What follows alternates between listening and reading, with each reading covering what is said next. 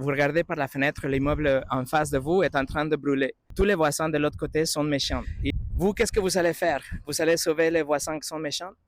Oui. Est-ce que vous pensez que vous êtes quelqu'un de bien, que mérite d'être sauvé pour quelqu'un d'autre?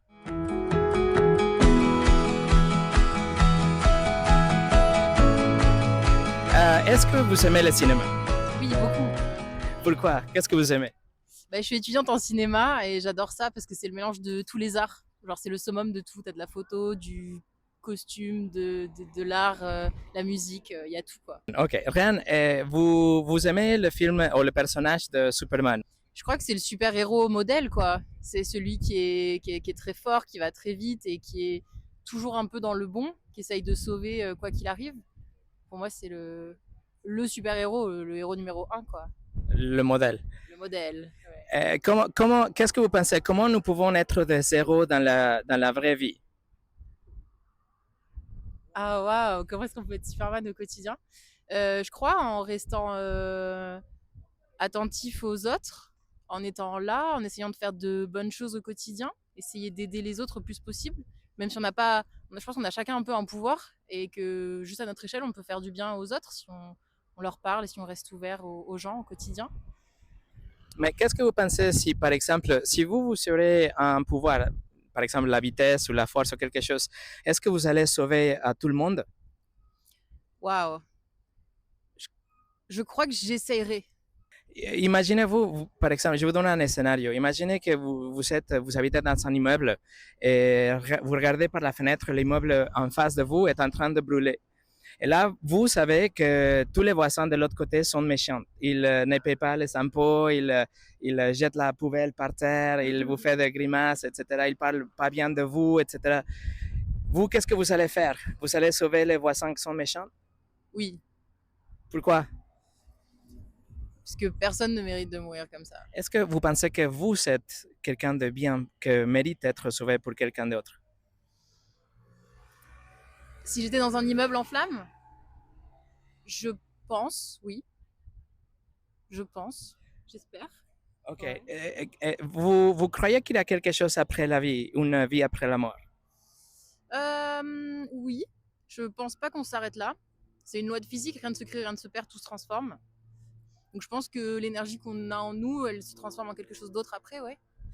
Si Dieu existe, si il y a un Dieu qui a tout créé, qui a créé un lieu pour les bonnes personnes, le paradis, et un endroit pour pourrir les méchants, vous irez où? euh, Vous pensez que vous êtes une bonne personne pour aller au paradis? non, Si vous pensez que la majorité des gens vont aller à l'enfer, y compris vous-même, c'est inquiétant si c'est vrai. je pense que l'enfer, c'est de revenir sur Terre. Encore une fois. Vous pensez que ça c'est l'enfer, la Côte d'Azur? Oui, c'est un joli enfer. Il fait chaud, on y est. C'est d'où que vient cette information? C'est quel type de croyance que vous avez pour ça? Juste moi, mes ressentis, mes rencontres et ce que j'ai lu. Ok, imaginons, je vais vous faire réfléchir parce que si il y a quelqu'un qui a créé l'univers, Dieu, ouais, il doit être quelqu'un de bien, de bon. C'est-à-dire que c'est quelqu'un qui doit punir le mal. Il doit punir les terroristes, il doit punir le pédophile, il doit punir le violeur, etc. Vous êtes d'accord? Je pense que oui, il y a une sorte de karma. Mais ça doit être une personne, ça doit être un Dieu, parce que c'est pas la justice, c'est pas quelqu'un. La justice ne peut pas décider quelque chose. Elle n'a pas une initiative. La justice c'est un concept. Donc, on doit avoir quelqu'un derrière ça qui va appliquer la justice, donc Dieu.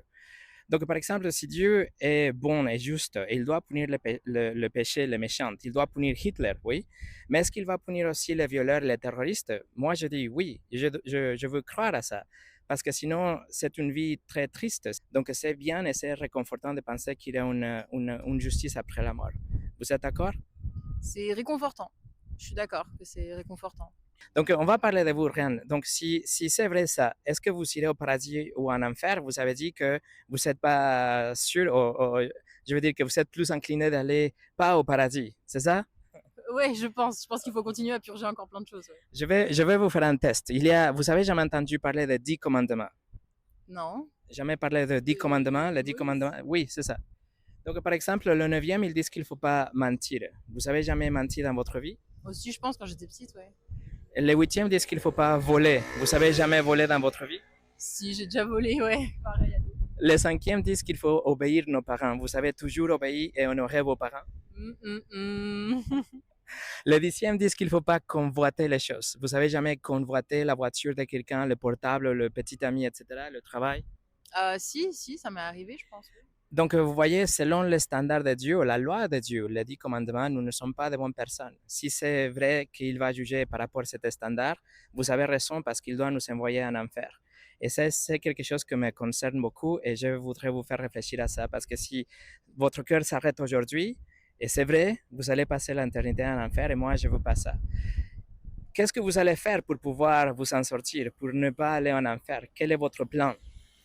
Tous les jours, moi, je travaille dessus, je médite énormément, j'essaye de faire le bien. Je sais qu'on vient de ce qu'on est et j'essaye tous les jours de travailler ça, créer de l'espace en moi et aller vers le meilleur. Imaginez-vous que vous savez combien de crimes vous êtes devant les juges de Nice ou de Paris. Et il doit vous juger, il doit vous punir parce que vous avez fait quelque chose d'horrible. Et vous venez vers lui et vous dites, oui, mais monsieur juge, je fais chaque jour mon mieux pour me méditer, et me forcer, et me purifier. Est-ce que le juge va vous laisser partir? Non, c'est la justice des hommes. Il faut s'y plier aussi. C'est ça, il ne va pas vous laisser partir parce qu'il doit faire son travail, il doit vous punir pour ce que vous avez fait de mauvais, votre crime. Et avec Dieu, ça va être 1000 fois plus pire, plus sévère. Il ne peut pas être convaincu avec la méditation, la purification sur la terre. Ce qu'il nous faut, je vais vous dire, c'est quelqu'un qui nous sauve. C'est un héros qui va donner sa vie pour nous. Vous avez jamais entendu parler de l'histoire de Jésus?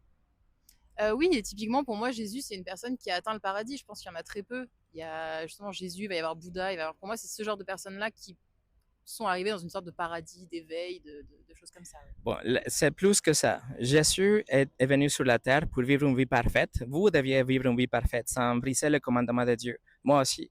Mais il l'a fait à notre place. Mais après, il a donné sa vie en sacrifice pour payer pour votre amende.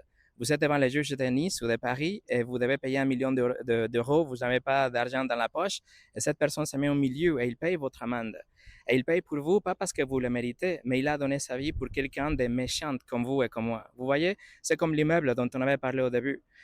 Nous ne méritons pas d'être sauvés. Nous sommes des transgresseurs de la loi de Dieu. Nous sommes des rebelles. On brise le commandement chaque jour. Mais cette personne qui s'appelle Jésus a payé pour nous. C'est la justice qui était satisfaite. Vous comprenez ça? C'est logique? Moi, je pense que Jésus, c'est juste quelqu'un qui a fait quelque chose de bien toute sa vie. Mais c'est beaucoup plus qu'une bonne personne. Il a donné sa vie pour tous ceux qui vont se repentir et croire en lui. C'est ça ce que la Bible dit. Si c'est vrai ce que je viens de vous partager, nous serons devant Dieu comme notre juge un jour. Mais si on a la repentance, numéro 1, vous savez c'est quoi la repentance? Non. C'est détourner de ces péchés, de ces choses que votre conscience vous dit que ne sont pas bonnes. Aujourd'hui, vous avez une conscience qui vous accuse, n'est-ce pas? Vous avez dit que vous n'êtes pas prête pour aller au paradis. Je veux dire que vous n'allez pas aller au paradis parce que vous n'êtes pas une bonne personne pour aller, n'est-ce pas? Ah oui, je pense que c'est un apprentissage.